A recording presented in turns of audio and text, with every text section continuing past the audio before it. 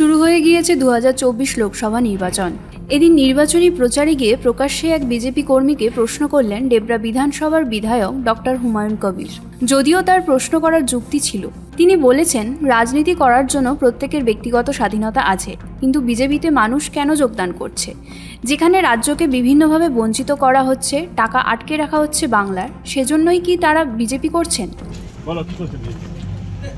গরিব মানুষের টাকা আটকে দিচ্ছে বলে, মানে 100 দিনের কাজ আটকেছে, আবাস যোজনার টাকা আটকেছে, রাস্তাঘাটের টাকা আটকেছে, আমফান ইয়াসের টাকা আটকে দিয়েছে, 1,07,000 কোটি টাকা আমাদের আটকে রেখেছে। সেই জন্য এই যে ছেলেটিকে আমি যে কথা বলছিলাম, এ আগে আমাদের তৃণমূল কংগ্রেস করতো। আমার কাছে খবর ছিল যে ওখানে বিজেপি কিছু ছেলেকে, ইয়াং ছেলেকে টাকা পয়সা দিয়ে সে আমাদের দলের থেকে ওকে বিজেপিতে নিয়ে গেছে। তো ওই যে পরিবারটা, তার পরিবারের যত রকমের সুযোগ সুবিধা সরকারের, সে লক্ষ্মীর ভাণ্ডার হোক, কন্যাশ্রী হোক, সবুজ সাথী হোক, কৃষক বন্ধু হোক, কিংবা আপনার স্বাস্থ্যসাথী হোক, অন্যান্য যা যা সুযোগ সুবিধা করার পেয়েছে, অভ্যাসানে আমরা রাস্তাঘাট করেছি, সমস্ত কিছু করেছি।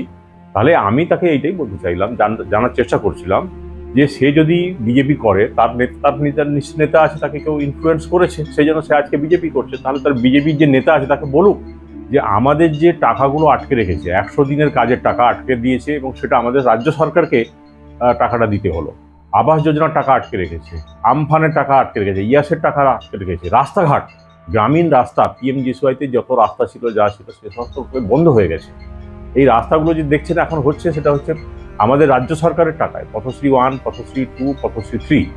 আমি এটাই জানতে চাইছিলাম যে তাহলে ও বিজেপি নিশ্চয়ই করবে, বিজেপি করতে পারে, ওর অধিকার আছে, গণতান্ত্রিক অধিকার। কিন্তু তাহলে তার নেতাদের বলুক যে এই টাকাগুলো তোমরা ছেড়ে দাও, আনিয়ে দাও, এটা আমরা খুশি হব।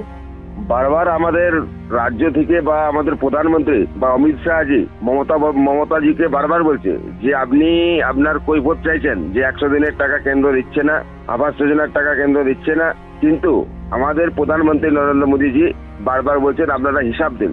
আপনারা প্রত্যেকটা জায়গায় ভুয়ো করে রেখেছেন, আবাস যোজনার তালিকা আপনারা দিচ্ছেন না, যে তালিকা দিচ্ছেন তাতে বেশিরভাগ সব বড় লোকদের যাদের পাকার বাড়ি তাদের নামে লিস্ট পাওয়া গেছে, এবং কেন্দ্র থেকে যে সার্ভে টিমও পাঠিয়েছিল, সেই সার্ভে টিম এসে তারা তদারকি করে গেছে, সেখানে দেখছে না ভুয়ো জব কার্ডের টাকা, ভুয়ো জব কার্ড বেরিয়েছে 100 দিনের। যারা কাজ করছে তাদের লিস্টে নাম নেই, কিন্তু যারা কাজ করেনি, বহু যারা তৃণমূলের ঝান্ডা ধরে, সেই নেতাদের নাম, তারা ওই লিস্টে নাম আছে। সেই জন্য কেন্দ্র বারবার তাদেরকে বলছে যে আপনারা হিসাব দিন, টাকা নিয়ে যান। কিন্তু তৃণমূল সরকার তাদের ওতে বেরোবে বলে, কারচুপি বেরোবে বলে, তারা ওতে ধরা পড়বে বলে, সেই জন্য তারা ওই হিসাব দিচ্ছে না। বারবার তারা টিভিতে, মিডিয়াতে তারা জানাচ্ছে যে কেন্দ্র সরকার 100 দিনের টাকা দিচ্ছে না। পশ্চিম মেদিনীপুর ডেবরা থেকে নিজস্ব প্রতিনিধির রিপোর্ট, এএনএম নিউজ।